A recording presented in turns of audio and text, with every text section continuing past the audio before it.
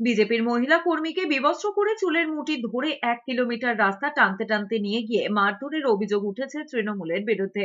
ঘটনাকে কেন্দ্র করে উত্তেজনা ছড়িয়েছে কোচবিহারের মাথাভাঙার রুইডাঙ্গা রামঠেঙ্গা এলাকায়। ওই মহিলাকে জলে চোবানো হয় বলে অভিযোগ। ঘটনার পরে জ্ঞান হারান ওই মহিলা।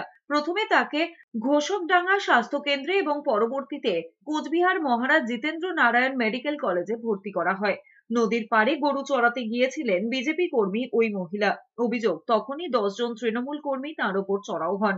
বিবস্ত্র করে মারধর করা হয়। নির্বাচনের ফল প্রকাশ করার পর থেকে এই রুইডাঙ্গা অঞ্চলে এরা দুটো পরিবার বিজেপি করার অপরাধে এদেরকে বাড়ি থেকে বের হতে দেওয়া হচ্ছে না এবং অকথ্য অত্যাচার চালানো হচ্ছে। যেহেতু এরা বিজেপি করে